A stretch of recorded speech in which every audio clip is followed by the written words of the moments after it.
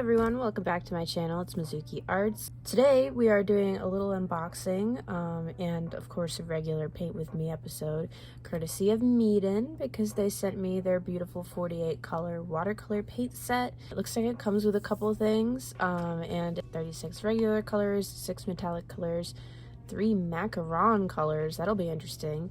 I don't know what that would be, like pastels maybe? And then 3 fluorescent colors. Paintbrush, a sketch pencil, an art sponge, an eraser, a built-in palette, and a swatch sheet. So let's just get right into it. I'll let you guys know what I think about it and everything.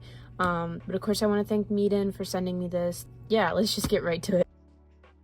Okay, so it's all unpackaged and everything. Let's open it up. Oh my gosh. Okay. All right. Wow. I love unboxing watercolors. It's so much fun. Oh, and it looks like these are like, oh, they're like compartmentalized. Oh, that's really cool. See how you can just like pull them out like that? I like the little swatch card and everything. I think that's really thoughtful. I love when sets include like a pre-done one, and then I do like having the ones where I can color things in myself too. But let's see if they included both or like just one. It's both. Okay, that's excellent. Oh goodness. See, so like you can keep that in there and it's plastic, so it could protect your paints from your palette when you fold things up. And then you have one that you can paint, which is really nice. I always like the inclusion of like a sponge. It feels like a Mr. Clean magic eraser. I'm sure that's not what that is, but it does feel like it. And then the eraser, you know, it's just a nice white rubber eraser. The pencil, it looks like maybe 2B. And then the brush, let's see. The brush feels pretty nice and sturdy. Okay, so normally I sort of skip these cards, like the painted ones. Sorry, my desk is a mess. There's like eraser shavings everywhere, and it's getting all over everything. Anyways, normally I kind of skip these because, I don't know, I just can't sit through them. I tend to make mistakes, but yeah, so I'm gonna try to do some of these, maybe not all of them, but I'll compare this to the printed swatch card that they gave us, and we'll just see like how accurate they are. Okay, which do I go for first? I really feel drawn to the gold. Really pretty. I love metallic watercolor. We'll add a little more to this end, a little more pigment. These are super pigmented, by the way. I'm very impressed. You guys definitely cannot tell what my favorite color is. It is so bright. Okay, so if I had to guess, I'd say that this printed one was like quite a bit darker than the paints actually are, which is fine because it's definitely not meant to like replace it.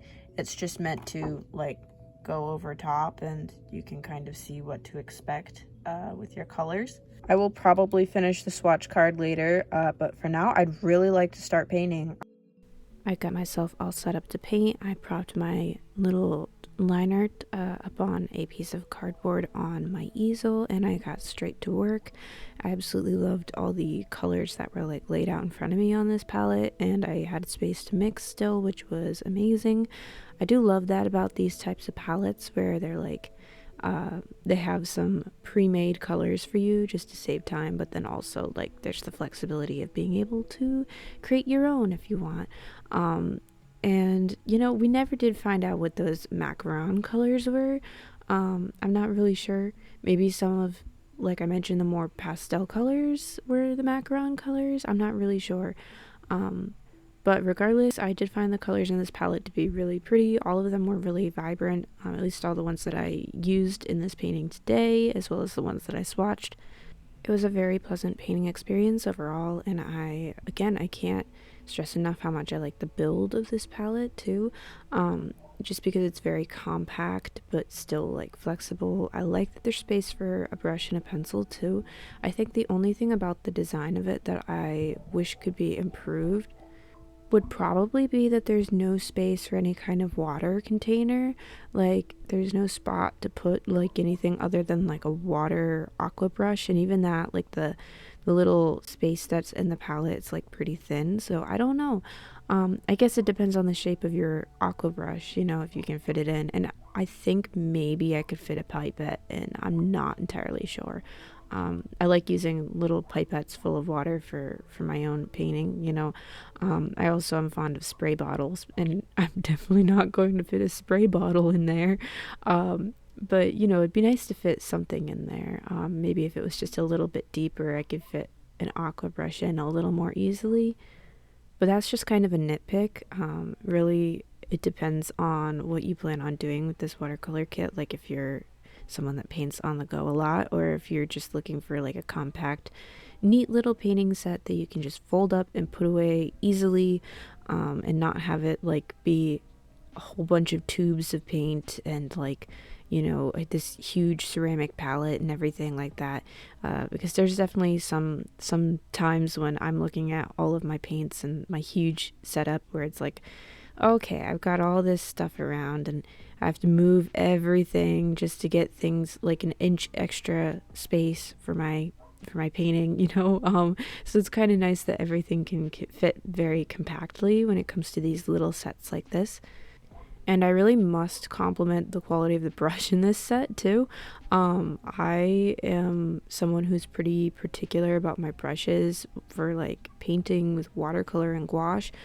They have to feel a certain way. The brushes have to be oh so stiff for different steps of my painting process, you know.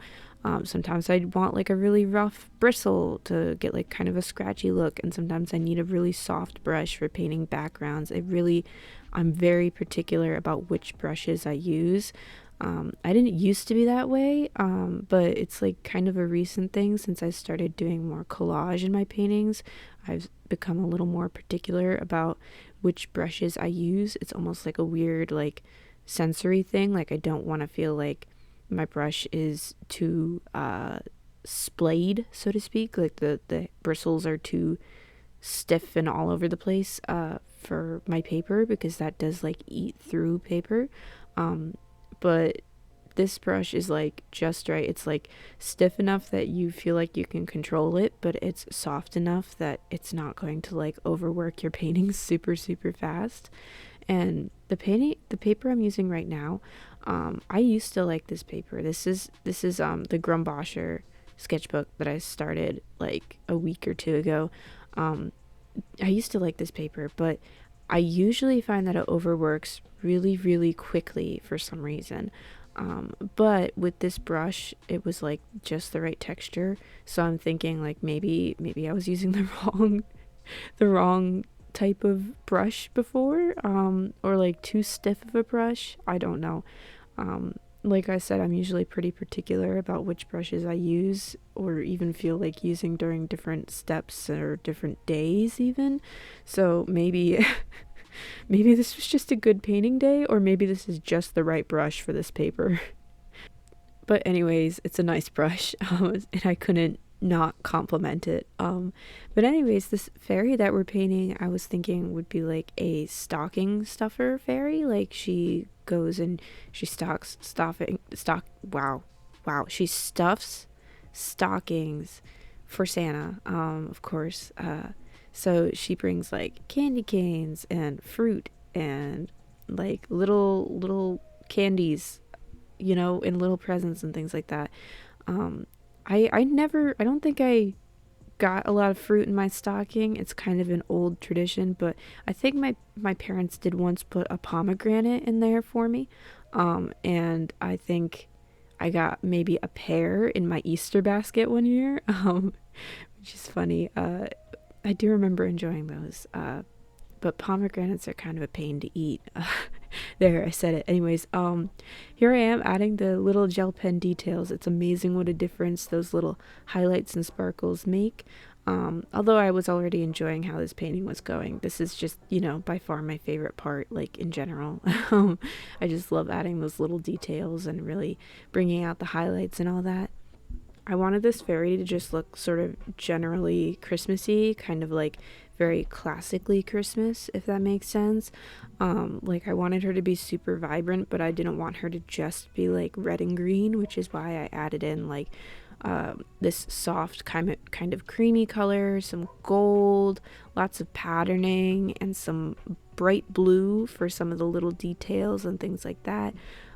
She was a really fun design. I did enjoy making her, and then I got to cut everything out, which is so tedious, and I found lately has been hurting my fingers. So I think I have to find a solution to either my grip or my tools so that I'm not hurting my hands. Anyways, this background piece was made with a little bit of sparkly ink, and our Christmas stocking stuffer fairy is complete. I do love how she turned out. I think she's super cute. You can see I added a little bit of this colors kind of glitter to her because I've been saving it since I found it at the Dollar Tree like months ago. Anyways, I love how she looks, and I want to thank MEEDEN once again for sending me this watercolor palette, and I want to thank you guys so much for watching. I really enjoyed working on this piece, and I hope you all enjoyed watching her come to life. As a reminder, there's a discount code at the beginning of the video if you missed it. So if you do decide to shop with MEEDEN, just go back to the beginning of the video. Anyways, real quick before I go, I want to give a shout out to my Ko-fi supporters, so thank you so much to Ashley, Savvy, Tiffany, and Lilycorn. If you would like to join my Ko-fi page, there will be a link in the description box down below where you can get all these benefits and so much more. Thank you guys so much, and thank you for watching, and I'll catch you guys next time. Bye!